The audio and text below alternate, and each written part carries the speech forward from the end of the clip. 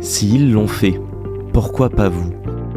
Salut à toutes et tous, c'est Yacine Scali et bienvenue dans la tête d'un CEO, le podcast qui vous inspire à entreprendre. Mon objectif, il est hyper simple, c'est voir un maximum de personnes se lancer, entreprendre et miser sur elles.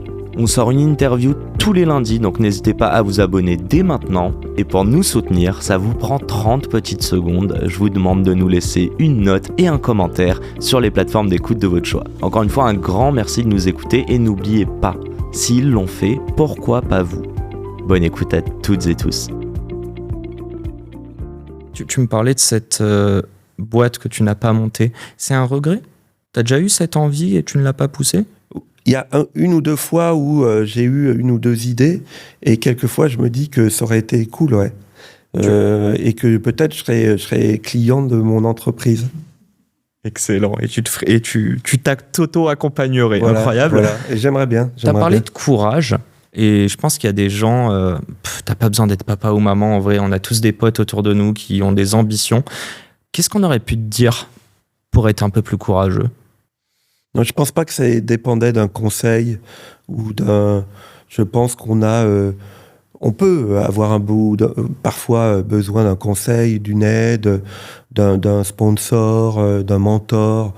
Mais ça vient plus jeune, tout ça ? Moi, je pense que ça vient de nous. Quand on sent que c'est le moment, faut le faire. Mais c'est pour toutes les décisions de la vie, que ça soit la création d'entreprise ou pour une mobilité, un choix personnel, le changement d'une entreprise à une autre, quand on démissionne d'une entreprise pour aller à une autre. Voilà. Et donc, à un moment, faut oser prendre sa décision. Et toutes les décisions qui sont un peu engageantes, elles font un peu peur. Certaines personnes ont besoin d'une aide extérieure, d'un conseil, s'appuient beaucoup sur l'environnement familial, sur les amis. D'autres sont plus solitaires. Il n'y a pas de règle, à mon avis. Et je suis sûr que tu es à l'écoute. Tu ne nous as pas donné l'âge de tes filles, mais est-ce qu'il y a des choses que tu leur as déjà dites avant ou tu as essayé de jouer sur d'autres choses pour que justement elles aient le courage de... Je ne vais même pas dire... En fait, d'oser. Ça ne veut pas dire de créer, mais d'oser faire ce qui leur plaît, qui, je crois pouvoir dire, est la question principale de la nouvelle génération. J'en fais même pas partie, mais je peux me mettre dedans aussi là-dessus. Qu'est-ce que tu dirais, toi, là-dessus ? Je crois qu'en tant que parents, on a tous les mêmes réflexes, c'est de leur donner les meilleures armes. Elles sont multiples. Par exemple, on a essayé très tôt de les faire parler anglais, elles sont bilingues, ou de les faire voyager, de leur trouver, moi j'ai une grande qui a 23 ans, des stages à l'étranger, etc.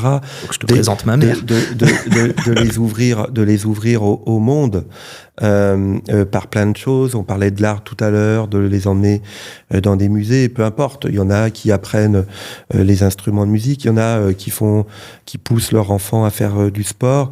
Il faut leur donner le plus d'armes possible pour affronter les sujets, l'avenir et tout ce qui va les... Tu dis affronter, et moi je me revois aller à l'étranger, mais je l'ai la boule au ventre en fait. Ah bah bien sûr. J'ai 14 ans, je l'ai la boule au ventre. Bien sûr. Mais en fait, bon, c'est tes parents qui te disent qu'il faut le faire. Déjà, t'as pas le choix. Si tu dis non, j'ai pas envie d'y aller, ils te disent mon fils, on t'emmène un mois aux US, alors commence même pas à râler. Et en fait, j'ai l'impression que c'est ce qui permet, tu parlais d'anglais, mais du coup, de pouvoir parler anglais, mais aussi avec n'importe qui derrière. Bon, bref, c'était la mini parenthèse. On va un petit peu boucler là-dessus. On parle d'entrepreneuriat depuis tout à l'heure. J'aimerais savoir, c'est plus sociétal, mais toi, tu côtoies des entrepreneurs au quotidien. Je pense qu'ils sont tous assez particuliers.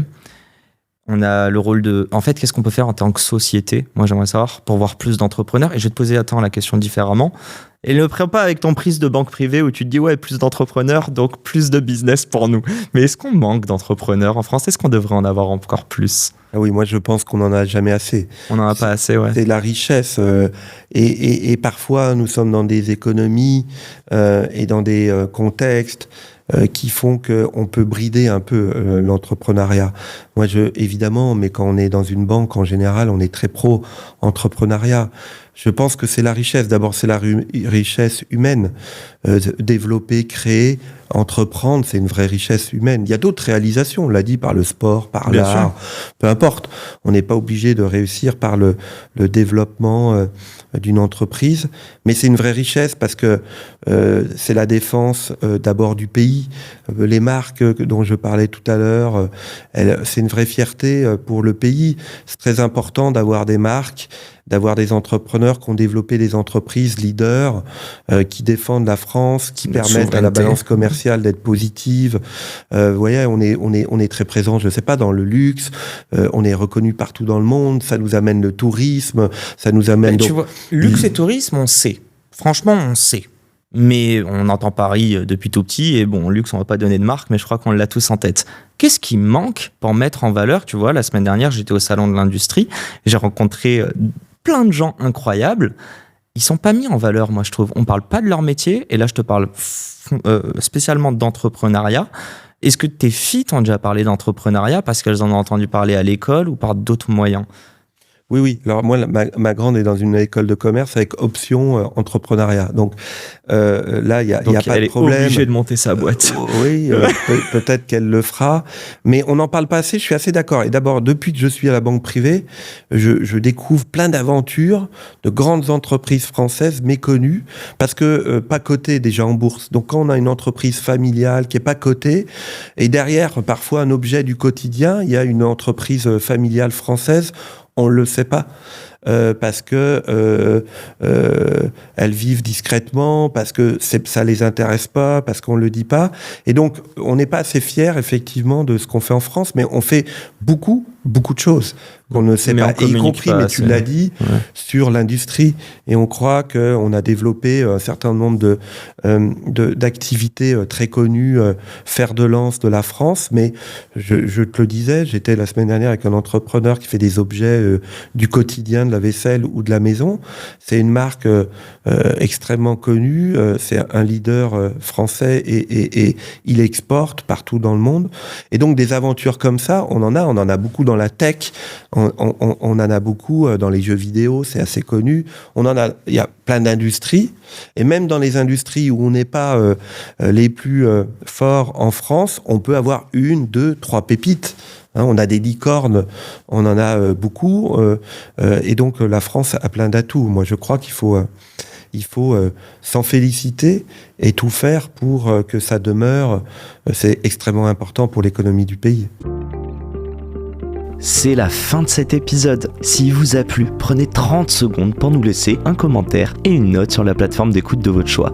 On a encore des dizaines d'épisodes en stock, donc je vous laisse fouiller. Et d'ici là, n'oubliez pas, s'ils l'ont fait, pourquoi pas vous? Encore une fois, un grand merci de nous avoir écoutés et à très vite pour un nouvel épisode. Ciao.